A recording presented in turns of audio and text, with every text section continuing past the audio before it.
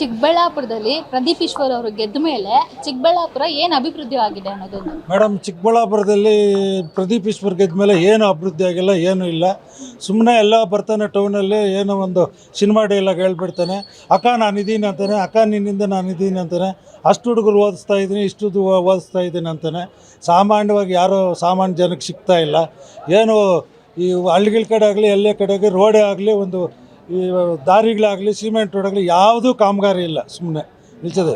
ಅದರಲ್ಲಿ ಸರ್ಕಾರ ಕಾಮಗಾರಿ ಮಾಡೋಕ್ಕೆ ಸರ್ಕಾರದಲ್ಲೇ ದುಡ್ಡಿಲ್ಲ. ಯಾಕೆಂತೀಯ, ಸರ್ಕಾರದಲ್ಲಿ ಈ ಎಲ್ಲ ಫ್ರೀ ಬಾಕಿಗಳು ಕೊಡೋಕ್ಕೆ ಕಾಸಿಲ್ಲ ಅವ್ರ ಹತ್ರ. ಪಾಪ ಆವಾಗ 2 ತಿಂಗಳಿಂದ ಹೆಣ್ಮಕ್ಳು ಕಾಸು ಕೊಟ್ಟಿಲ್ಲ. ಆದ್ದರಿಂದ ಪ್ರದೀಪ್ ಈಶ್ವರ್ ಇಲ್ಲೇನೋ ಮಾಡೋದಕ್ಕೆ ಆಗೋದಿಲ್ಲ, ಅದರಿಂದ ಮುಂದೆ ಮಾಡೋಕ್ಕೂ ಆಗಲ್ಲ ಇನ್ನು 4 ವರ್ಷ.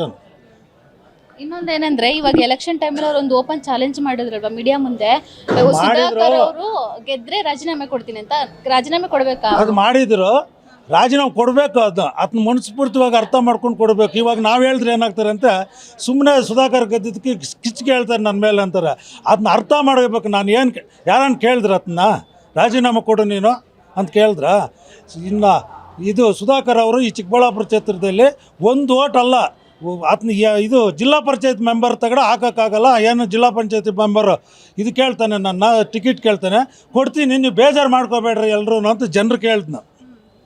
ಸುಧಾಕರ್ ಅದೇ 1 ವರ್ಷ ಆಯಿತು ಹೇಳ್ಬಿಟ್ಟು. 1 ವರ್ಷ ಆದಮೇಲೆ MP ಲೋಕಸಭಾ ಎಲೆಕ್ಷನ್ ಬಂತು. ಲೋಕಸಭಾ ಎಲೆಕ್ಷನ್ ಕಂಡಕ್ಟ್ ಮಾಡಿದಾಗ ಅಲ್ಲಿ ಇಲ್ಲೇನಂದ, ಲೋಕಸಭಾ ಎಲೆಕ್ಷನ್ ಬಂದೈತೆ, ಇವಾಗ ಟಿಕೆಟ್ ಕೇಳ್ತಾವನೆ, ಟಿಕೆಟ್ ತೊಗೊಂಡು ಬರಲಿ. ಫಸ್ಟ್ ಹೇಳಿದ್ದು ಆವಾಗ ಹೇಳಿದ್ನು, ಒಂದು ಓಟ್ ಚಿಕ್ಕಬಳ್ಳಾಪುರದಲ್ಲಿ ನಾನು ಇರೋವರೆಗೂ ತಗೊಳ್ಳಿ ಅಂತ. ತಿರ್ಗಾ ಹೇಳಿದ್ ಮೊನ್ನೆ ಲೋಕಸಭೆಯಲ್ಲಿ 1 ಓಟ್ ಜಾಸ್ತಿ ತೊಗೊಂಡು ಬಂದರೆ ನಾನು ರಾಜೀನಾಮೆ ಕೊಡೋಕ್ಕೆ ರೆಡಿ ಆಗಿದ್ದೀನಿ ಅಂತ. ಇವಾಗ ಏನು ಹೇಳ್ತಾನೆ ಗೊತ್ತಾ, ನಾನು ಓಟ್ ಜಾಸ್ತಿ ತೊಗೊಂಡು ಬರ್ತೀನಿ ಅಂತ ನನ್ನ ಹತ್ರ ಸವಾಲು ಹಾಕಿಲ್ಲ, ಅದರಿಂದ ನಾನು ಹಾಕಿ ಕೊಡಬೇಕು ಅಂತ ಅವನು. ಅದು ಸರಿ ಇಲ್ಲ.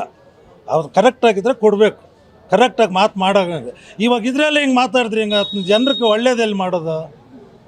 ಮಾತಾಡಿದ್ರೆ ಕರೆಕ್ಟಾಗಿ ನಡ್ಕೊಂಡಲ್ಲ. ಚಿಕ್ಕಬಳ್ಳಾಪುರದಲ್ಲಿ ಅವ್ರು ಹೇಳಿಕೆ ಕೊಟ್ಟಿದ್ರು, ಅವರು ರಾಜೀನಾಮೆ ಕೊಡೋಕೆ ಮೇ ಬಿ ಟೈಮ್ ಬೇಕಾಯ್ತೇನೋ ಏನೋ ಗೊತ್ತಿಲ್ಲ, ಬಟ್ ಅಷ್ಟು ಬೇಗ ಅವ್ರ ಮನೆ ಕಲ್ಲೆಲ್ಲ ತುರಾಡ್ಕೊಂಡು ಎಲ್ಲ ಇದಾಗಿದೆ. ಎಲ್ಲ ಹಾಕಿರೋದು ನಮ್ಗೆ ಗೊತ್ತಿಲ್ಲ ಮೇಡಮ್, ಅದು ಯಾರು ಹಾಕಿದ್ರು ಅನ್ನೋ ಗೊತ್ತಿಲ್ಲ. ಬೇಕಾದ್ರೆ ಅವರೇ ಯಾರ ಕೈಯಲ್ಲಿ ಹಾಕ್ಸ್ಕೊಂಡಿದ್ದೊಂದು ಸ್ಟೆಂಟ್ ಎತ್ಬೋದು, ಯಾರು ಹೇಳ್ತಾರೆ? ಏನು ಕಲ್ಲಾಕಿ ಯಾವನಿಗೆ ಏನು ಬರ್ತದೆ? ಕಿಟಕಿಗಳ್ಕಾಕೆ ಏನು ಬರೋಲ್ಲ. ಇಲ್ಲ ಹಾಕಿದ್ರು ಯಾರನ್ನ ಪುರೋಡಿಗಳು ಯಾರೋ ಕೆಲ್ಸಕ್ಕೆ ಬರ್ತಿದ್ದವ್ರು ಹಾಕಿರ್ತಾರೆ ಅಷ್ಟೇ. ಅವ್ರೇನು ಸುಧಾಕರ್ ನೀನು ಹೋಗಿ ಹಾಕ್ರಿ ಅಂತ ಅವ್ರೇನು ಹೇಳಿಲ್ಲ. ಸರಿ ಆಯ್ತು. ಇನ್ನೊಂದು ಕ್ವಶನ್ ಏನಂದ್ರೆ, ಅವರು ಒಬ್ರು ಶಾಸಕರಾಗಿ ಮೀಡಿಯಾ ಮುಂದೆ ಅಷ್ಟು ಓಪನ್ ಚಾಲೆಂಜ್ ಮಾಡೋದು ಎಷ್ಟು ಸರಿ ಅಂತ ಅನ್ಸುತ್ತೆ? ಇನ್ನೊಂದು ಕ್ವಶನ್ಸ್ ಇದೆ. ಅದಾದ್ಮೇಲೆ ಒಂದಷ್ಟು ಎಲ್ಲೇ ಭಾಷಣ ಮಾಡಿದ್ರು, ಪ್ರೆಸ್ ಮೀಟ್ಸ್ ಫಿಲಮ್ಸ್ ಡೈಲಾಗ್ಸ್ ಜಾಸ್ತಿ ಯೂಸ್ ಮಾಡ್ತಾರೆ ಅವರು. ಸೊ ಅದು ಎಷ್ಟು ಸರಿ ಅಂತ ಅನ್ಸುತ್ತೆ ನಿಮಗೆ? ಅದಾದ್ಮೇಲೆ ಎಲೆಕ್ಷನಲ್ಲಿ ರಿಸಲ್ಟ್ಗಿನ್ನ ಚಿಕ್ಕಬಳ್ಳಾಪುರ ರಿಸಲ್ಟೇ ಎಲ್ಲರೂ ಜಾಸ್ತಿ ಕಾಯ್ದು ನೋಡ್ತಾ ಇದ್ದದಂಥದ್ದು. ಈಗ ಎಲ್ಲರೂ ಇಡೀ ನಮ್ಮ ರಾಜ್ಯನೇ ಚಿಕ್ಕಬಳ್ಳಾಪುರ ಕಡೆ ತಿರುಗಿ ನೋಡ್ತಾ ಇದೆ. ಏನು ಅನ್ಸುತ್ತೆ ಅದ್ರ ಬಗ್ಗೆ? ಅದು ಸರಿಯಿಲ್ಲ ಮೇಡಮ್. ಅದನ್ನ ಹೇಳಿದ್ದು ಸರಿಯಿಲ್ಲ, ಮಾತಾಡೋದು ಸರಿಯಿಲ್ಲ. ಇವಾಗ ಅದನ್ನು ಕರೆಕ್ಟಾಗಿ ಜನ ನನ್ನ ತಿಳ್ಕೋಬೇಕು. ಇರೋ ಸ್ಟೇಟೆಲ್ಲ ಚಿಕ್ಕಬಳ್ಳಾಪುರ ಕಡೆ ನೋಡ್ತಾ ಇದೆ ಅಂದರೆ ಅದನ್ನು ರಾಜೀನಾಮೆ ಕೊಟ್ಟರೆ ಅದಕ್ಕೆ ಒಳ್ಳೆಯ ಹೆಸರು ಇರ್ತದೆ. ಇಲ್ಲಾಂದರೆ ಅದು ಇದು ಮಾತು ತಪ್ಪನವನ್ನ ಅಂದ್ಕೊಳ್ತಾರೆ ಅಷ್ಟೇ. ಅದು ಸರಿಯಿಲ್ಲ ಅದು ಮಾತಾಡಿದ್ದು. ಮೇಡಮ್, ಅವರು ವೈಯಕ್ತಿಕವಾಗಿ ಅವರು ಆಂಬುಲೆನ್ಸ್ ಬಿಟ್ಟಿದ್ದಾರೆ. ಈ SLC ಸ್ಟೂಡೆಂಟ್ಸ್ಗೆ ಪಾಪ ಸ್ಕಾಲರ್ಶಿಪ್ ಕೊಟ್ಟಿದ್ದಾರೆ. ಈ ಆಟೋ ಡ್ರೈವರ್ಸ್ಗೆ 5,5 ಸಾವಿರ ಮಕ್ಕಳಿಗೆ ಓದೋಕ್ಕೆ ಆಟೋ ಡ್ರೈವರ್ಸ್ ಕೊಟ್ಟವ್ರು 5,5 ಸಾವಿರ. ಆ ಥರ ಹಲವಾರು ಕಾರ್ಯಕ್ರಮಗಳು ಮಾಡ್ಕೊಂಡು ಬಂದಿದ್ದಾರೆ. ಎಲೆಕ್ಷನ್ ಟೈಮಲ್ಲಿ ಮಾತು ಕೊಟ್ಟಂತೆ ಎಲ್ಲ ಮನೆಗೂ ಅರಿಶಿನ ಕುಂಕುಮ ತಲುಪಿಸೋ ಒಂದು ಕಾರ್ಯಕ್ರಮ ಮಾಡಿದ್ದಾರೆ. ಇದೇ ಥರ ಮಾಡ್ಕೊಂಡು ಬರ್ತಾ ಇದ್ದಾರೆ ಮೇಡಮ್.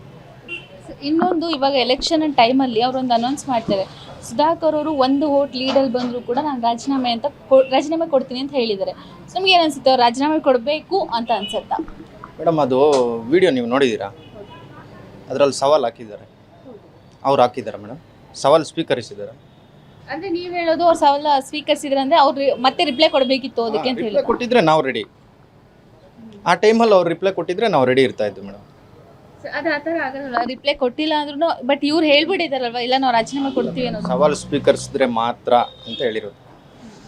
ನೋಡ್ತೀರಾ ವಿಡಿಯೋ? ತೋರಿಸ್ತೀನಿ. ಹಾಂ, ಮತ್ತೆ ಹೇಳಿ ಮೇಡಮ್. ಅದನ್ನೇ ಸರ್. ಬಟ್ ಅವರು ಒಬ್ಬರು ರಾಜಕಾರಣಿ ವ್ಯಕ್ತಿ ಆಗಿ ಓಪನ್ ಆಗಿ ಮೀಡಿಯಾ ಮುಂದೆ ಆ ಥರ ಚಾಲೆಂಜ್ ಹಾಕೋದು ಎಷ್ಟು ಸರಿ ಅಂತ ನಿಮಗೆ ಅನ್ಸುತ್ತೆ? ಇಲ್ಲ ಮೇಡಮ್, ಅದೇ ರಾಜಕೀಯದಲ್ಲಿ ಏನಂದರೆ ಹುಮ್ಮಸ್ ತರಿಸಿದ್ದಾರೆ ಅಷ್ಟೇ, ಅದು ಬಿಟ್ಟು ಬೇರೆ ಏನಿಲ್ಲ. ಬಡವ್ರಿಗೆ ಎಲ್ಲ ಒಂದು ಒಳ್ಳೆ ಅನುಕೂಲ ಆಗ್ತೈತೆ ನೋಡಿ. 1 ವರ್ಷದಿಂದ ಯಾವುದೂ FIRಗಳಿಲ್ಲ, ಏನೂ ಇಲ್ಲ. ಈ MP ಎಲೆಕ್ಷನ್ ರಿಸಲ್ಟ್ ಬಂದಿದ್ದ ಕೂಡಲೇ ನಮ್ಮ ಶಾಸಕರ ಮನೆ ಕಲ್ಲು ಬೀಳ್ತು. 1 ವರ್ಷದಿಂದ ಯಾಕೆ ಬೀಳಲಿಲ್ಲ? ಸ್ಟೇಷನಲ್ಲಿ ಹೋಗಿ ಕೇಳಿ, ಇವತ್ತಿನವರೆಗೂ ಒಂದು FIR ಏನಾದರೂ ಆಗಿದೆಯಾ ಅಂತ. ಯಾರೇ ಹೋಗಲಿ ಗಲಾಟೆ ಮಾಡಿಕೊಂಡ್ರು ರಾಜಿ ಮಾಡಿ ಕಳಿಸಿದ್ವಿ. ಈ ಥರ ಹಿಂದೆ ಅವರು ಮಾಡಿರಲಿಲ್ಲ. ನೀವು ಯಾರನ್ನಾದರೂ ಕೇಳ್ಕೊಳ್ಳಿ. ಸರ್ ಇನ್ನೂ ಒಂದೇನಂದ್ರೆ, ಕೆಲವೊಂದಷ್ಟು ಜನ ಇಲ್ಲೇ ಚಿಕ್ಕಬಳ್ಳಾಪುರದಲ್ಲೇ ಹೇಳಿರೋ ಬೈಟ್ಸ್ ಇದು ನಮ್ಮ ಚಾನಲಿಗೇನೆ. ಸೊ ಏನಂದ್ರೆ, ಪ್ರದೀಪ್ ಈಶ್ವರ್ ಅವ್ರು ಬಂದು ಡೈಲಾಗ್ ಹೊಡೆಯೋಕ್ಕಷ್ಟೇ ಸೀಮಿತ, ಅದನ್ನ ಹೇಳೋದನ್ನ ಮಾಡಲ್ಲ, ನಡೆಸಲ್ಲ ಅನ್ನೋದು ಒಂದಷ್ಟು ಕೇಳಿ ಬಂದಿದೆ ಮಾತುಗಳು. ಸೊ ಇದ್ರ ಬಗ್ಗೆ ನೀವೇನು ಹೇಳ್ತೀರಾ? ಜನಗಳಿಗೆ ಗೊತ್ತು ಮೇಡಮ್, ಮನೆಗೂ ಕಷ್ಟ ಯಾರು ಕೇಳ್ತಾ ಇದ್ದಾರೆ ಏನು ಅಂತ. ಇವಾಗ 10 ಜನ ಇದ್ದರೆ ಬೇರೆ ಥರ ಮಾತಾಡಿದ್ರೆ ಕಿವಿಗಳು ಸೈಡ್ಗೆ ಹೋಗುತ್ತೆ. ಒಂದು ಡೈಲಾಗ್ ಹೊಡೆದು ಹೇಳಿದ್ರೆ ಮಜಾ ಇರುತ್ತೆ, ಆ ಥರ ಅಷ್ಟೇ, ಏನಿಲ್ಲ. ಹಾಂ.